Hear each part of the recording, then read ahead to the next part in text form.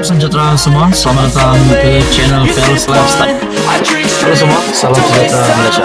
Salam sejahtera Malaysia. Halo semua, salam sejahtera Malaysia. Salam sejahtera Malaysia.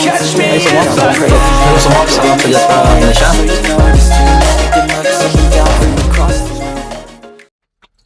Ketua Penerangan Bersatu.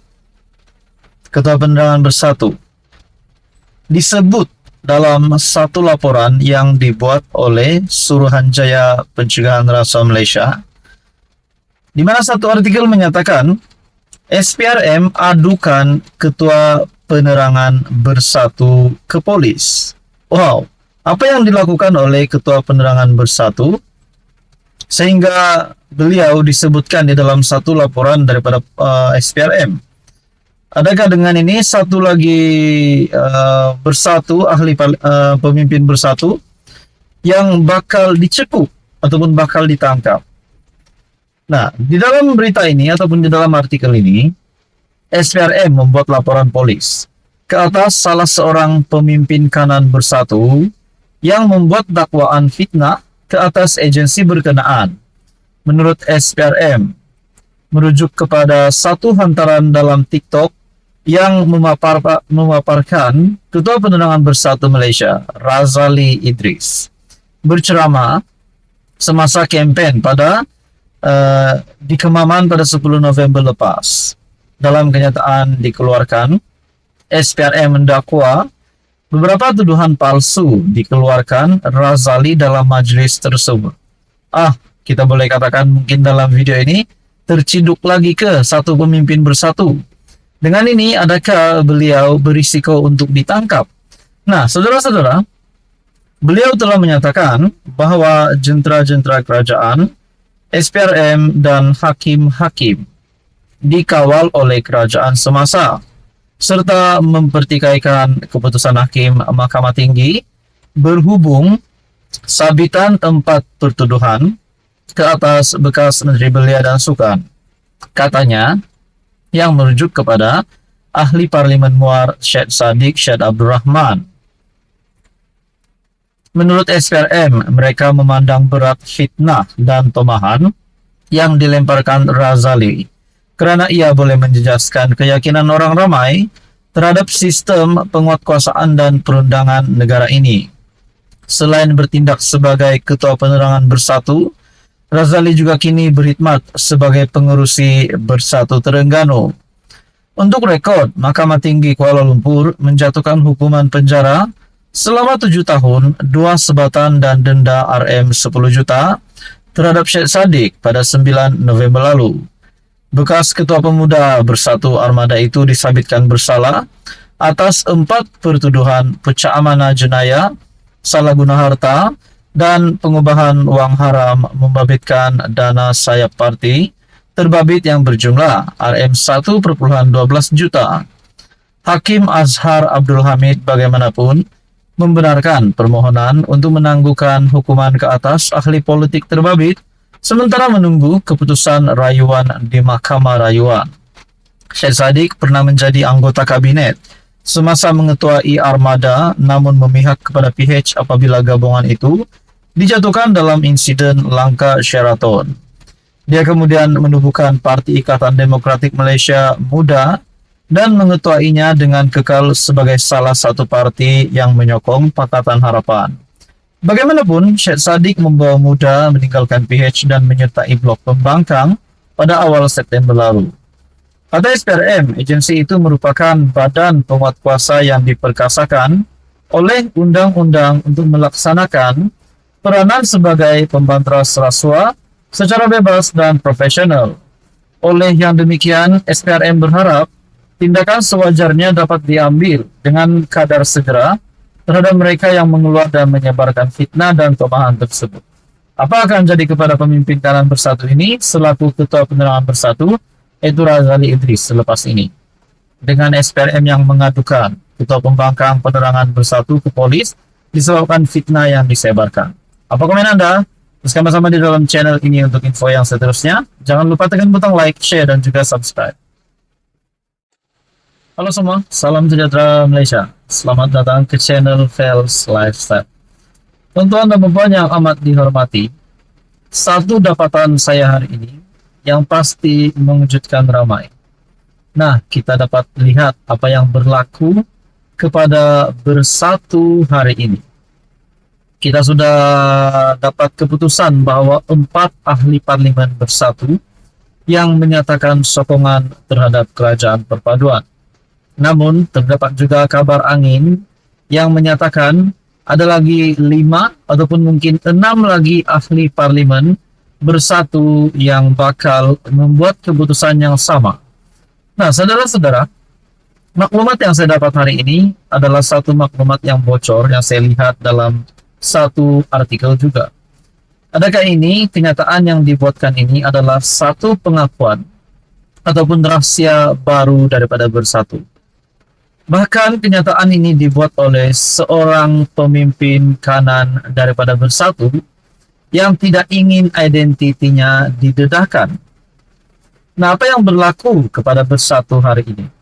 Kita juga tahu, selepas pilihan raya umum ke-15, kita juga dapat tahu beberapa kepemimpinan Bersatu yang terlibat dengan kes pengubahan wang haram yang melibatkan Jana Wibawa, yang juga menjadi satu isu yang amat serius.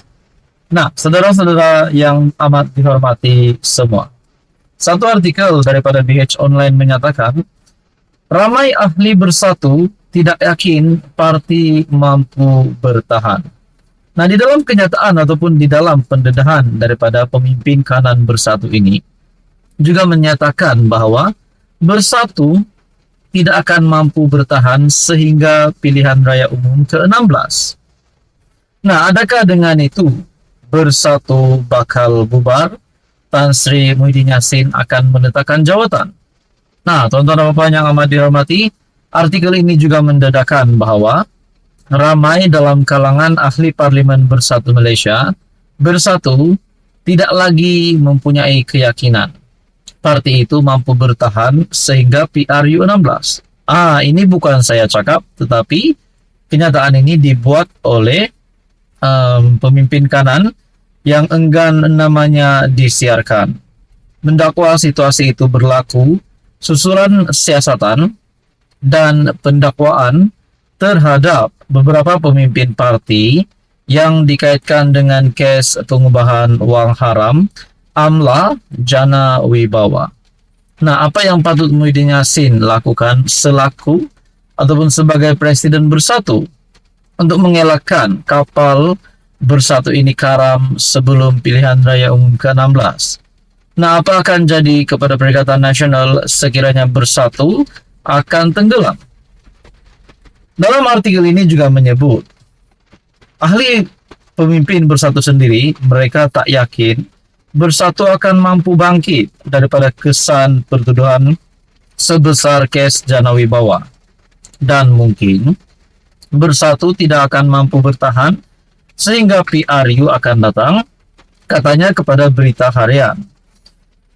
Susulan kebimbangan itu juga, sumber yakin ada 5 lagi ahli parlimen daripada Bersatu akan mengisytiharkan sokongan masing-masing terhadap kerajaan perpaduan pimpinan Datuk Seri Anwar Ibrahim dalam masa terdekat. Semuanya bergantung kepada peranan yang dimainkan oleh pihak yang memujuk untuk meyakinkan mereka supaya menyokong kerajaan, katanya. Beliau mendakwa tindakan menyokong kerajaan perpaduan bukan sahaja akan membabitkan dalam kalangan ahli parlimen. Sebaliknya ada adun, ketua-ketua bahagian yang memegang jawatan dalam sayap juga sedang menunggu masa untuk menyatakan sokongan terhadap kerajaan perpaduan. Nah, dapatan hari ini juga menyatakan bahwa bukan ahli parlimen daripada Bersatu sahaja yang akan menyatakan sokongan. Kita sudah tahu, setakat ini sudah 4 MP Bersatu menyatakan sokongan terhadap kerajaan perpaduan. Nah, di dalam artikel ini, kenyataan daripada pemimpin kanan Bersatu yang enggan namanya disiarkan itu juga menyatakan bahwa terdapat 5 lagi ahli parlimen Bersatu yang bakal menyatakan sokongan. Bahkan di dalam artikel ini juga menulis, ada maklumat kata jumlah ahli parlimen Bersatu yang akan menyokong kerajaan seramai 11 orang. Tetapi saya yakin hanya 9 dengan 4 sudah mengumumkannya, tinggal lagi 5 katanya.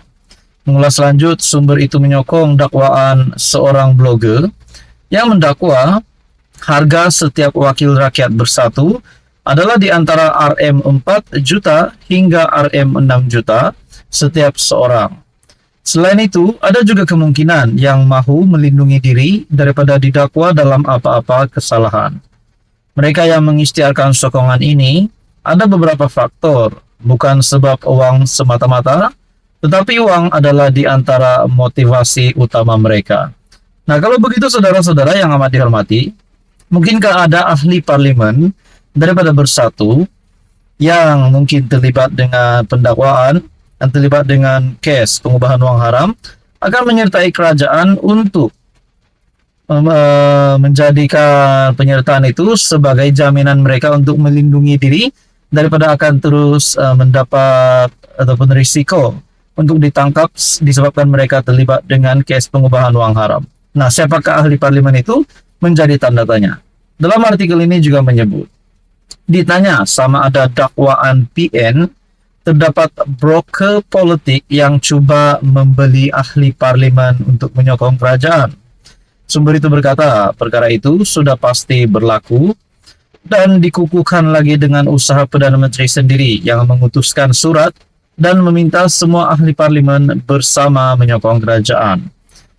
Setakat ini 4 ahli parlimen Bersatu menyatakan sokongan kepada kerajaan dengan antara lain alasan diberi demi memastikan peruntukan disalurkan kerajaan kepada rakyat dalam kawasan masing-masing. Susulan itu, pihak Bersatu akan membuat laporan polis serta pihak SPRM dalam masa terdekat berhubung pernyataan penarikan sokongan pemimpinnya kepada kerajaan.